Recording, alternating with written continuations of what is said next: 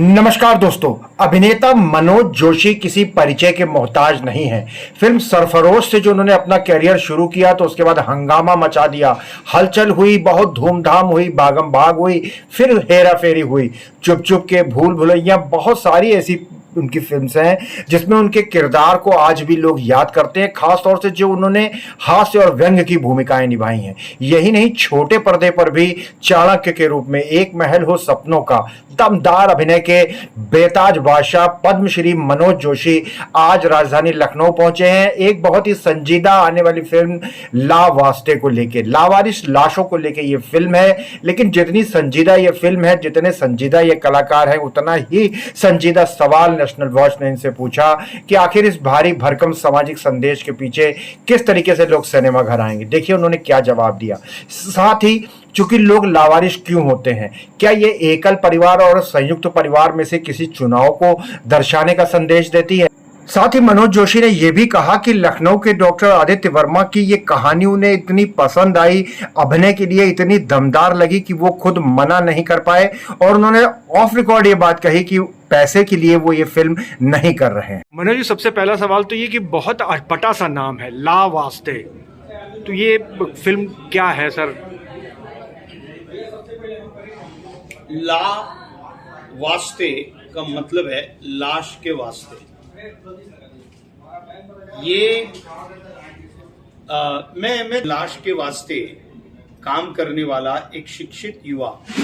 देखिए, कोई शिक्षित है या अशिक्षित है, पढ़ा लिखा है या नहीं है, लेकिन परिस्थिति से झगड़कर आया हुआ इंसान जो होता है ना, उसका जतन करना बहुत जरूरी है।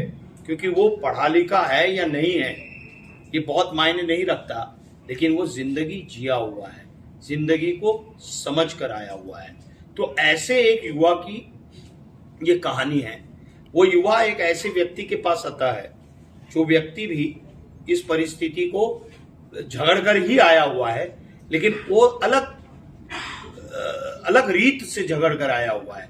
मेरे कैरेक्टर का नाम जल्लाद है, और वो और ये ओमकार जो सत्यांश का जो पात्र निभा रहे हैं, उनका मिलन क्या कर सकता है, और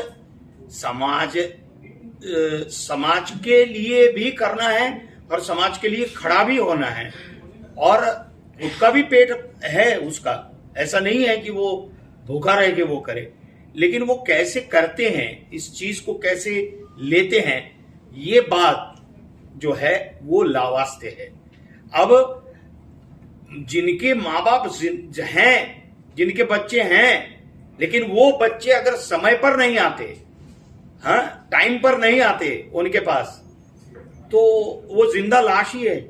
और क्या कहेंगे, मतलब जिनके लिए उन्होंने किया सब कुछ, मतलब अपनी कर्तव्य है हर माँ बाप का, अपने बच्चों को पालना पोसना, उनका अपब्रिंगिंग करना, उनको पढ़ाना लिखाना, उनकी शादी करना, तब तक ठीक है। लेकिन उसके बाद बच्चों का भी तो एक कर्तव्य होता है।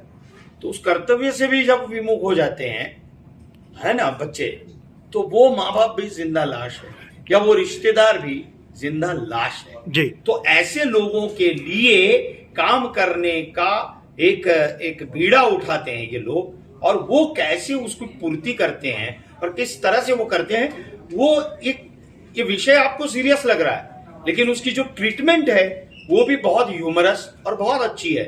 तो ऐसा नहीं है कि ये बहुत बोझिल और ऐसा, लेकिन आपकी संवेदनाओं को बहुत ही झकझोर के रख देती है ये फिल्म 100%। जी मनोज जी, फिल्म मैसेज क्या दे रही है? क्या एकल परिवार और संयुक्त परिवार को लेकर के भी कुछ टिप्पणी है? नहीं, एकल परिवार संयुक्त परिवार हो, लेकिन आजकल जो सेल्फ सेंटर्ड लाइफ हो चुका है ना, खुद का, कि मुझे क्या मिल रहा है, मेरा क्या स्वार्थ है, चाहे वो माँ बाप हो, रिश्तेदार हो, भाई हो, बहन हो, वो संवेदनाएं भी खत्म हो रही है सर। हम हमारे घर में देखते हैं सर, 2 फोन 3 फोन 4 फोन अगर घर में है ना, तो माँ अगर बुला रही है तो बेटा फोन में से बाहर आके उसके सामने देखे बात भी नहीं करता है। ये टेक्नोलॉजी हमारे लिए है, हम टेक्नोलॉजी के लिए नहीं है।